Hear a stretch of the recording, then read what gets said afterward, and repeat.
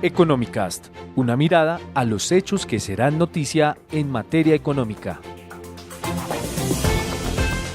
Lectores y oyentes de Portafolio, bienvenidos a un nuevo episodio de Economicast, un espacio donde analizamos los hechos de la coyuntura económica nacional. Mi nombre es Iván Torres y hoy, junto a Camilo Hernández, también periodista de Portafolio, estaremos hablando de cultura tributaria y para eso hemos invitado a la doctora Diana Richardson Peña. Ella es directora de la Agencia del Inspector General de Tributos, Rentas y Contribuciones para Fiscales, ITRC. Doctora Diana, bienvenida a Economicast. Muchas gracias, Iván. Hola Iván, hola doctora, ¿cómo está?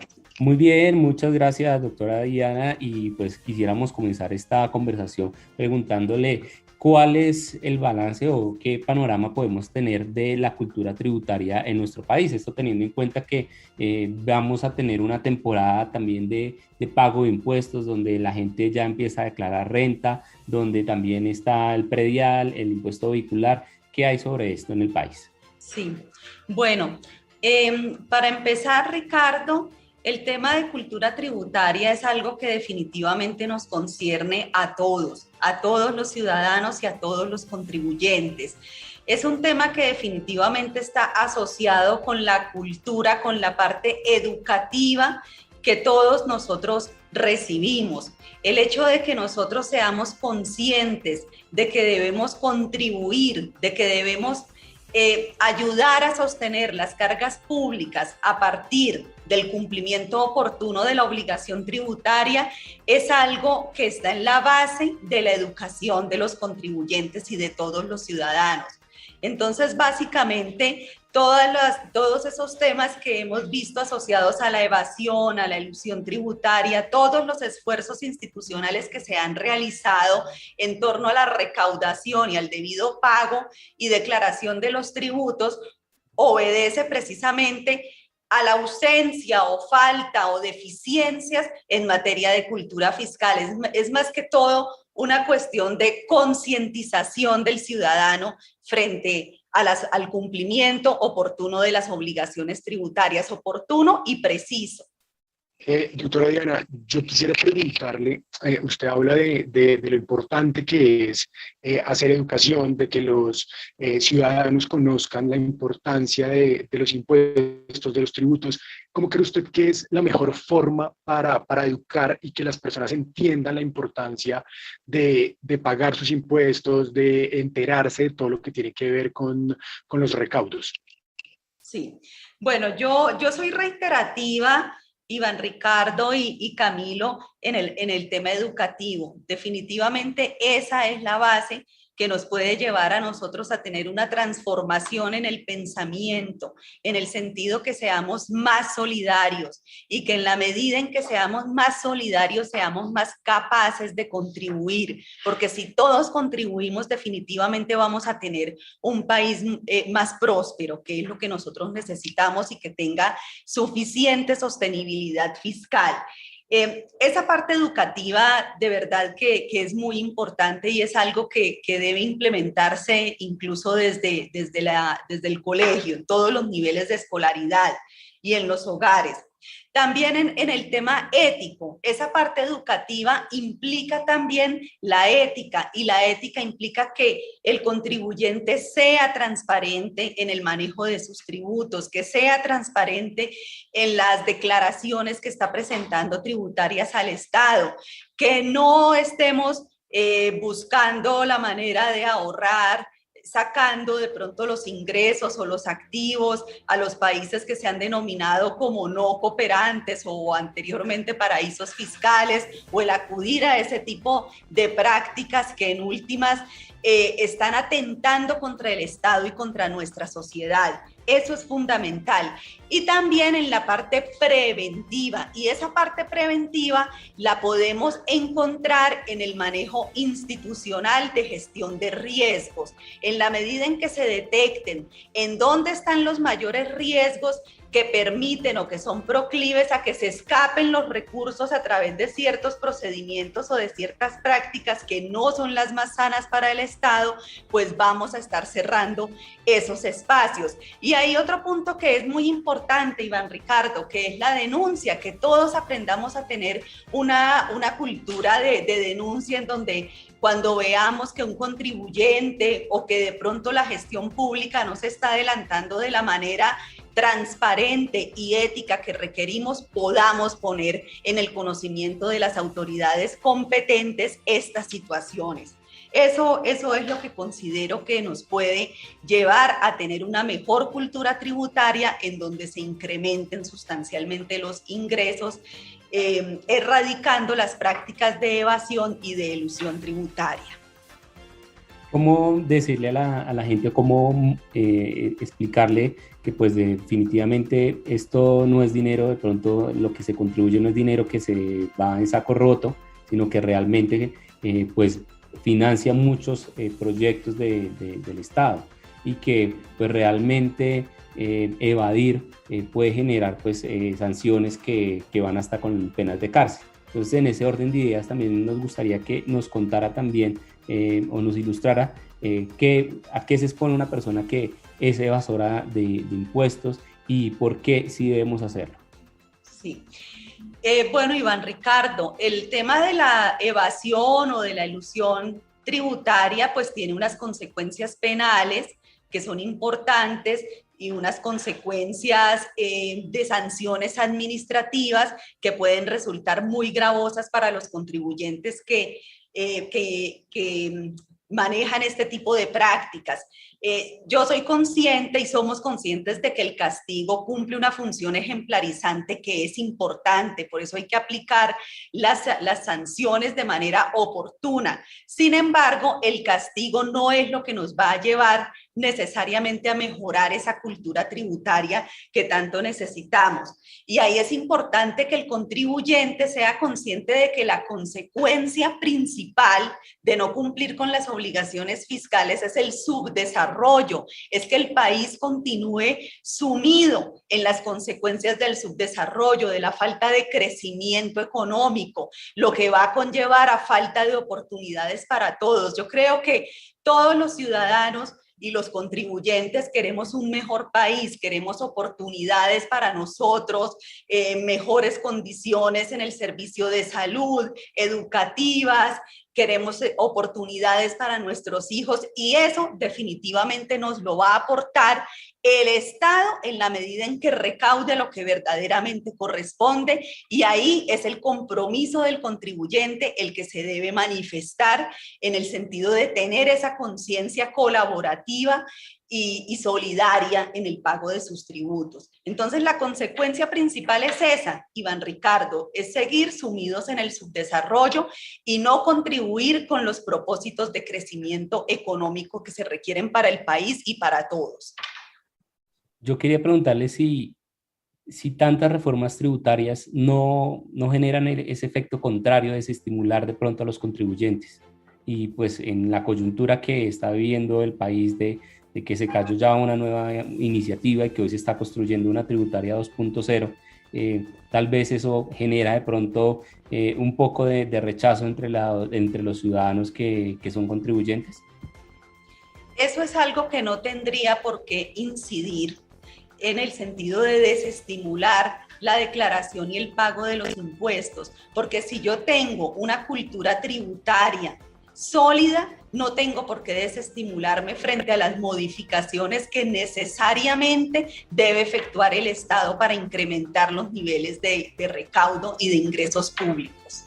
Doctora Diana, precisamente pues hablando de todos estos temas de los impuestos, ahorita para el segundo semestre del año llega lo que tiene que ver con la renta, ¿cierto? El impuesto a la renta.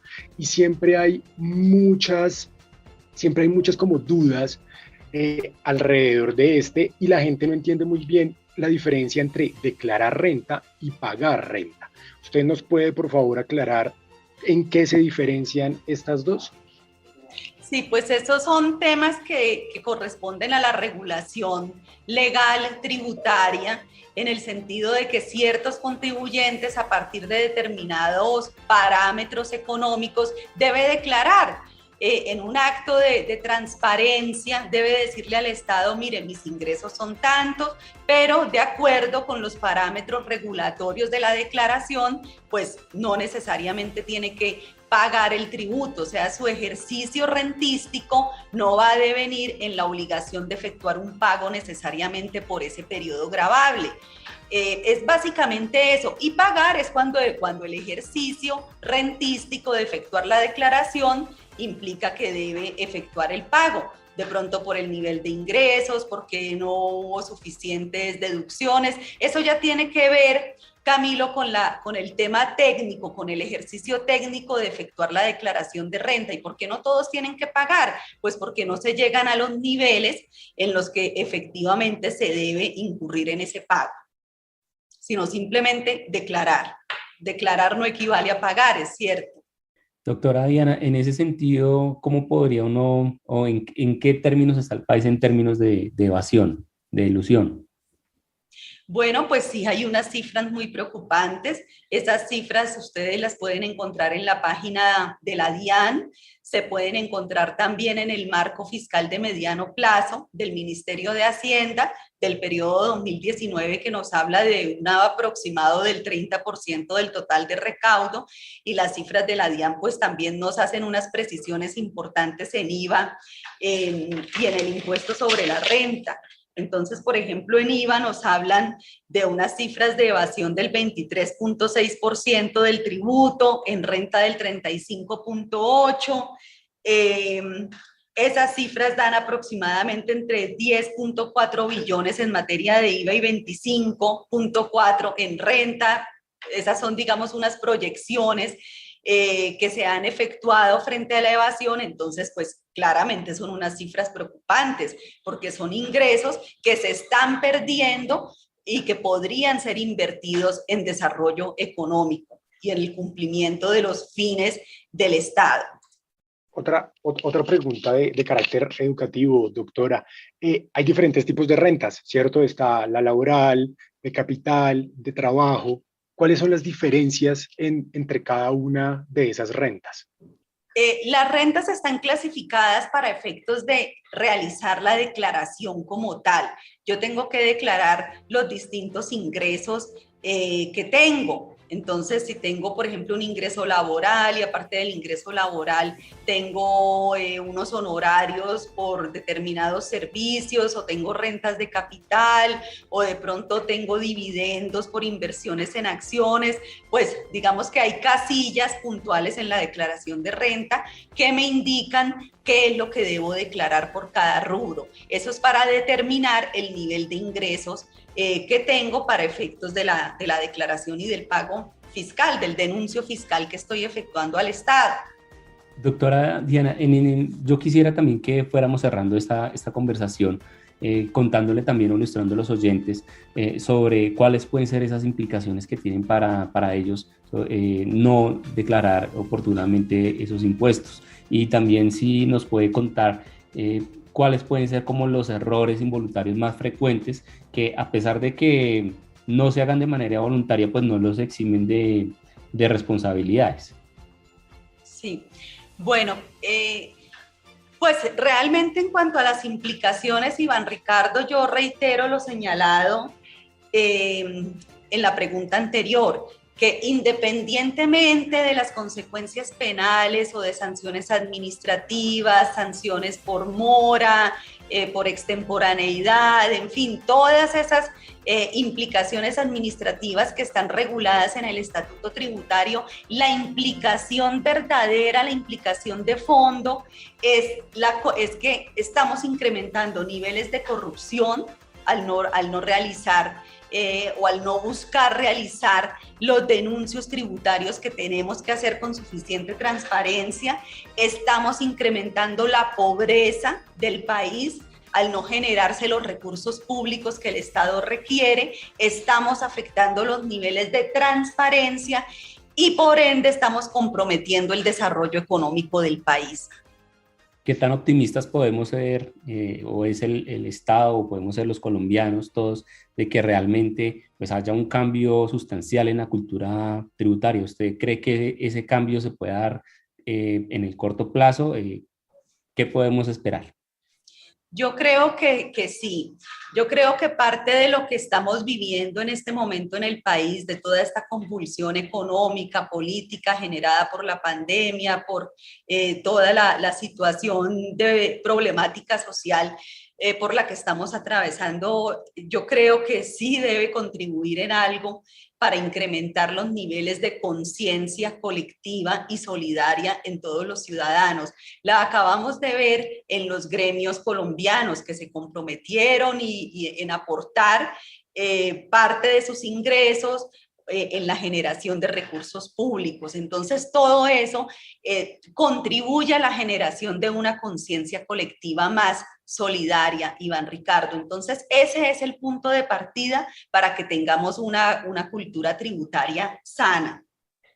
También tenemos un compromiso muy claro de las instituciones en generar mayores niveles de transparencia, de solidaridad, en fin, eso es algo que nosotros estamos advirtiendo. Y definitivamente el ingreso de Colombia a la OCDE, a una organización como la OCDE, es absolutamente positiva porque este es un centro prácticamente de pensamiento de buenas prácticas, en donde el país puede, por ejemplo, compartir cuáles son las buenas prácticas que han implementado esos otros países que han logrado elevar sus niveles de tributación, de cultura tributaria, de buenas prácticas y de transparencia para poderlas implementar en nuestro país. Entonces, definitivamente debemos aprovechar el ingreso a la OCDE, adoptar, implementar esas buenas prácticas en los procedimientos, implementar las prácticas preventivas de gestión de riesgos en las entidades.